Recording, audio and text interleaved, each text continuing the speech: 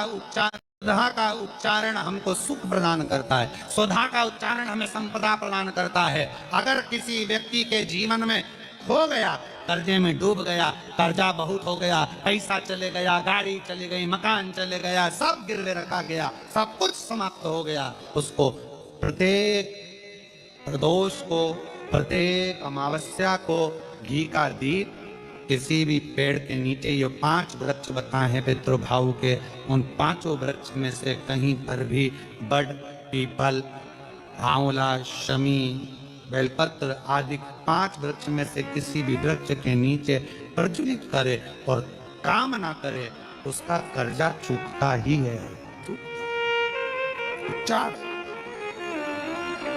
महाराज शिव का अमावस्या के दिन आपको लगता है कि हमारे पूर्वजों का उद्धार नहीं हुआ, हमारे पूर्वजों का कल्याण नहीं हुआ, कहीं अधोगति में कोई चला गया है, उसका बस एक बार, रोज नहीं जरूरत है, प्रतिदिन जरूरत ही नहीं, महीने में एक बार अगर अमावस्या के दिन भी आपने चंदन के थोड़ा सा चंदन अगर मेरे देवाधिदेव महादेव को 7 स्थान पर समर्पित, 7 स्थान शिवलिंग के बताए हैं जहां पर भूल से भी अगर कोई चंदन की उंगलियां लगा देता है, 7 स्थान ऐसे हैं जहां चंदन की मात्र उंगलियां लगा देने से ही शिव पितृलोक के पितरों को मुक्ति प्रदान करके वैकुंठ लोक का निवास दे देते हैं। 7 स्थान।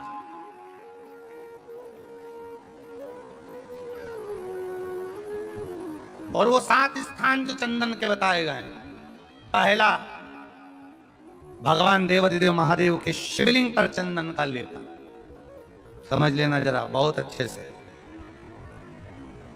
आपको लगता है स्वप्न में कोई मुर्दे दिख रहे हैं, या कोई जल रहा है, या कोई मर रहा है, या कोई चला गया है, ऐसा भय लगता है, बच्चों को मानी भेजूंगी ऐसा हो जाएगा, पति को मानी भेजूंगी ऐसा हो जाएगा, कोई हमारे कोई गलत तो नहीं कर रहा है, आपको लगता है। 7 स्थान चंदन के बताएं महाराज। पहला शिवलिंग,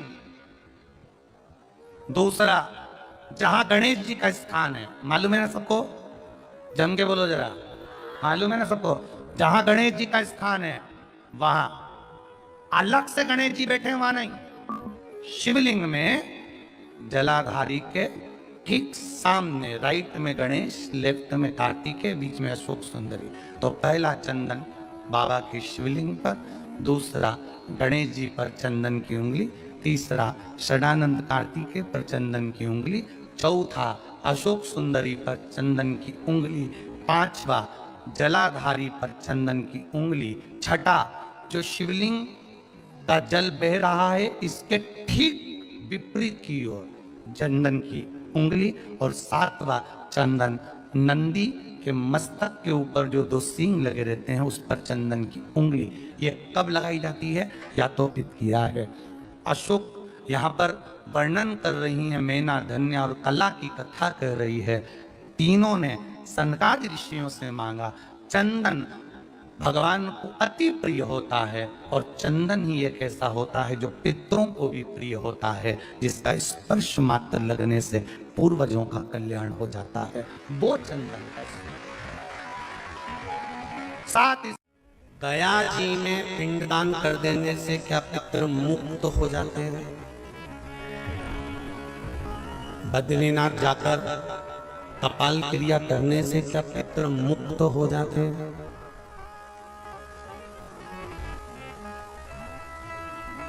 भाई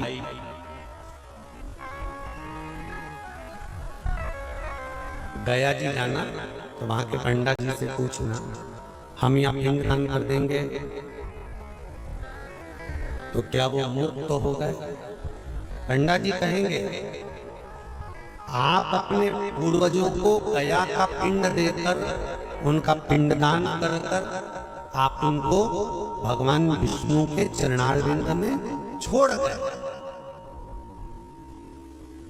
पर आप घर जाना तो घर पर जब जब श्राद्ध पक्ष आए तब ब्राह्मण को भोजन जरूर करो। भले तुम धूप मत देना, कौए का मत निकालना, पर एक काम जरूर करना कि ब्राह्मण भोज कराना। उससे क्या होगा, 16 श्राद्ध में जब हमारे पितरों को, हमारे पूर्वजों को पितृ लोक से छोड़ा जाता है, तो वो सबसे पहले जिस घर में रहे होते हैं, जहां उनका पिंड घर में दिया होता है, जहां रहे होते हैं, सबसे पहले वो वहां आते हैं। सबसे पहले वहां आएंगे। और अगर तुमने उनकी तिथि पर, उनके वार पर अगर आपने भोजन करा दिया है, तो उनकी मुक्तता नहीं, उनकी शांति हो जाती है। घर में यदि क्लेश उत्पन्न हो जाता है, आपका धन, आपकी प्रॉपर्टी, आपकी जमीन, आपका प्लाट, आपका दुकान, आपका पैसा, यदि किसी ने कब्जा कर लिया और छोड़ नहीं रहा, प्रत्येक अमावस्या के दिन पीपल के वृक्ष के नीचे जाकर 2 दीप लगाइए घी के। दोनों दीप के सामने एक हल्दी का चावल, एक कुंकू का चावल का दाना रख दीजिए और सुधा सुधा सुधा सुधा 3 बार कह दो और स्मरण करो, हे हमारे कुलदेव, पितृदेव, शिवदेव, महादेव, कृपा कर कर मेरा जो जमीन है, मेरा जो धन है, मेरी जो प्रॉपर्टी है, मेरा पैसा लोगों ने हथिया लिया, देते नहीं। अपना गोत्र बोलकर स्मरण कर कर बाबा मेरा धन मुझे वापिस ला कर दो। एक अमावस्या पर करो, फिर अगली अमावस्या करो, ऐसे 2-4 अमावस्या करोगे। जिसने ले रखा है वो खुद सोचेगा कि मुझे क्या हुआ, कि मुझे देना है, उसका पैसा चुकाना है, धन रखेगा नहीं।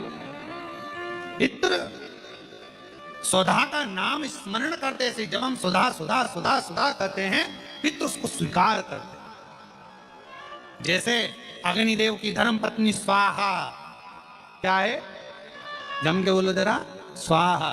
जब हम यज्ञ करते हैं, साकल ले देते हैं, ओम विष्णवे स्वाहा। स्वाहा बोलते से ही अग्नि देवता की धर्म पत्नी उस भाग को देवताओं को देती है। उसी तरह तर्पण, तिलांजलि, पिंड, तर्पण आदि जितने भी हम पितरों के लिए कर्म करते हैं, उसमें हम स्वधा स्वधा बोलते हैं। जब स्वधा बोलते हैं तो वो स्वधा पितरों को भाग देती है और पितरों से कहती हैं, ये मेरा बेटा दुखी है, इसको ये तकलीफ है, इसको ये कष्ट है, तुम इसका ये कष्ट पितृदेव मिटा दीजिए, महादेव की आज्ञा है, इसको सही कर दीजिए। करते हैं, श्रेष्ठ करते। ओम जयंती भद्रकाली कपालिनी दुर्गा क्षमा शिवा स्वाहा स्वधा नमोस्तुते। जयंती मंगलाकारिणी भद्रकाली कपालिनी दुर्गा क्षमा शिवा भक्ति स्वाहा स्वधा नमोस्तुते। दोष है, ये आपको कैसे मालूम पड़ेगा?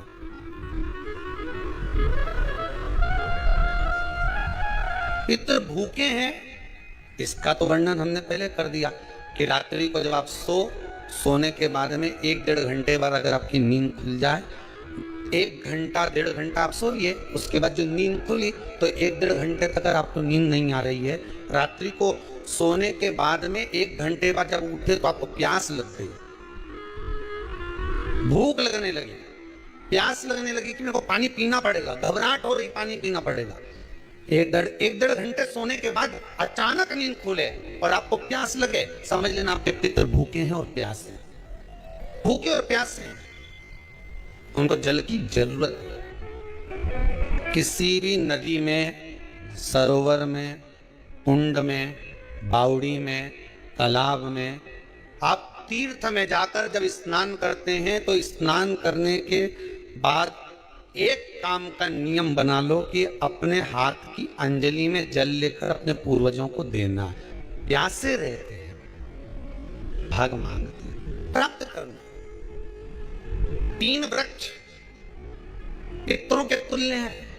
पहला पीपल, दूसरा वट वृक्ष, तीसरा बेलपत्र का वृक्ष। ये पितरों के तुल्य हैं।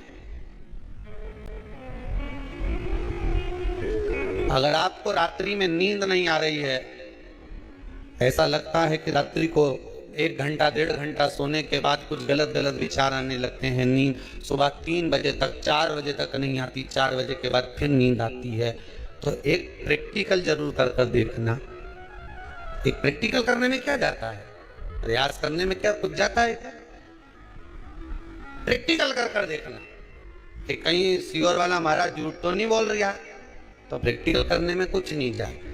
1 लोटा पानी लो, उसमें थोड़ा सा कच्चा दूध डाल लीजिए। त्रि का पेड़ या पीपल का पेड़ या बट का पेड़, इन पेड़ के नीचे ले जाकर उस दूध को दोपहर में सुबह 10 बजे से लेकर 12 बजे के बीच में ले जाकर चढ़ा दीजिए। रात्रि को फिर ना आपको प्यास लगेगी, ना भूख लगेगी, नींद एक बार लगी तो सुबह ही खुलेगी। प्रैक्टिकल करने में क्या जाता है? पानी डालने में तुम्हारा कुछ जाएगा? अरे बोलो तो सारी। प्रैक्टिकल करने में क्या जाता है? कुछ भी नहीं बिगड़ेगा। ये तो बस जल डालोगे तुम्हारा ही कुछ अच्छा हो सकता है, बाबा की कृपा। 3 वृक्ष पितरों के तुल्य हैं। पहला जम के बोलिए पीपल, दूसरा बट वृक्ष, तीसरा बेलपत्री का वृक्ष। 3 पीपल के वृक्ष में 52,000 ब्राह्मण एक साथ निवास करते हैं, इसलिए पितृतुल्य है। बट वृक्ष ब्रह्मा जी के मस्तक से बना, इसलिए पितृतुल्य है। और बेलपत्री का वृक्ष माता पार्वती जी के अश्रु से बना।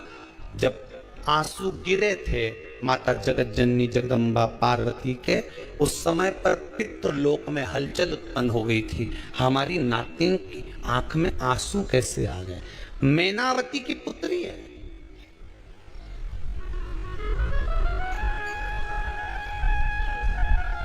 पितरों की नातिन, इसकी अश्रु कैसे गिर गए?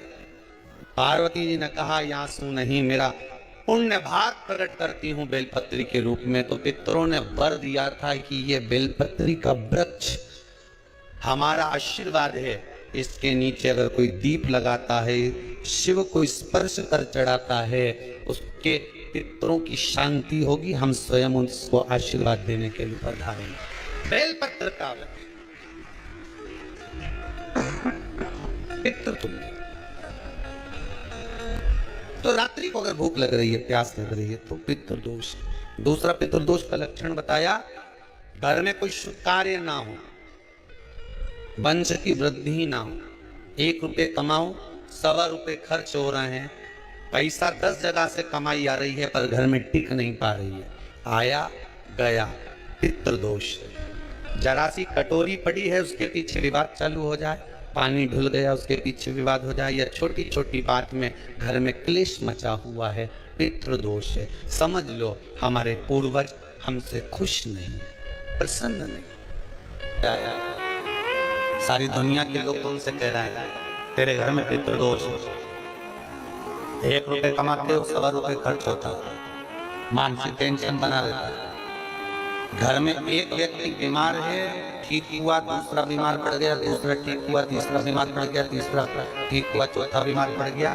मतलब कहीं ना कहीं पितृ का भाव, पितृदोष का वर्णन। किसी ने कहा तुमसे कि तेरे यहाँ पितृदोष है, तूने ब्राह्मण को भोजन करा दिया, पिंडदान करा दिया, तर्पण करा दिया, तिलांजलि करा दी, गया जी का श्राद्ध कर दिया, हरिद्वार चली गई, वहां पिंडदान करवा दिया, ब्राह्मण भोज करवा दिया, तिथि पर भोजन करवा दिया, सब कुछ करवा के देते। अब एक काम और करके दे, एक काम और करके देख लो।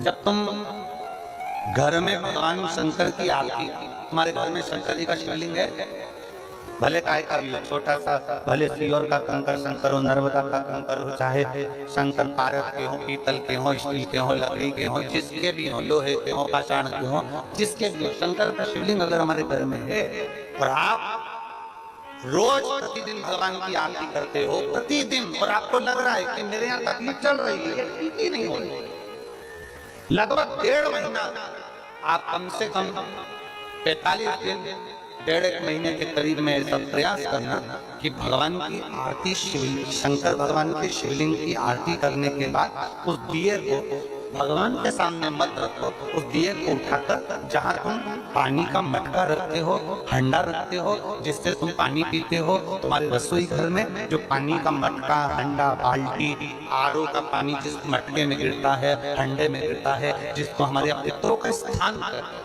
उस स्थान पर, उस मटके के पास में, हंडे के पास में, उस बाल्टी के पास में जहाँ रसोई घर में पानी रखते हो, उस रसोई घर में पानी जहाँ रखते हो उसके पास में उस दिए को भगवान के सामने नहीं रखना, आरती उतारने के बाद उस दिए को ले जाकर सीधे परिंडे के पास में, उस हंडे के पास में, मटके के पास में उसको रखो। केवल 1.5 महीना कर देखना। 1.5 महीने के बाद तुम्हें मालूम पड़ेगा कि हम वापिस उन्नति की सीढ़ी पर चढ़ना प्रारंभ कर दिए, हमें फल मिलना है।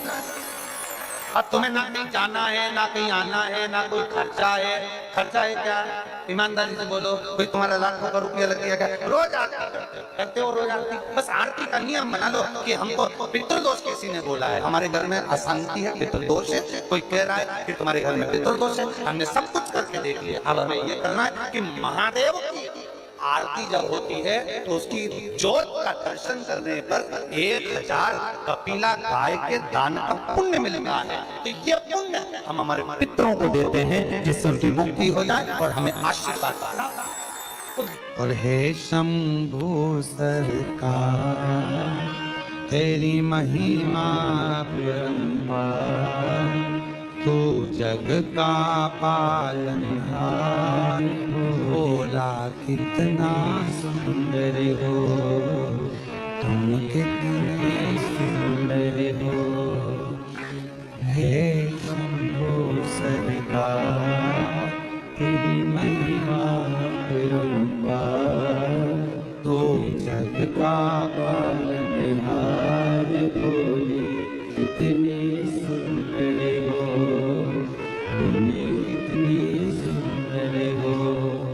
तेरा रूप अजब निराला, कहलाए डमरू वाला। तेरा रूप अजब निराला, बोलो बोलो, कहलाए डमरू वाला। तेरा रूप अजब निराला, कहलाए डमरू वाला।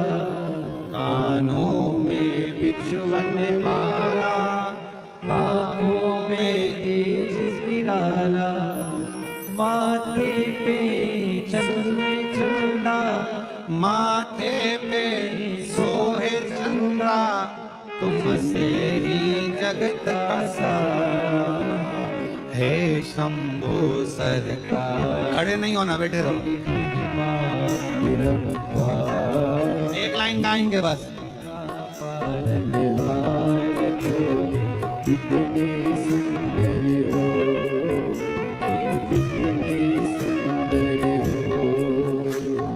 हे शंभु सरकार, तेरी महिमा परंपार, तू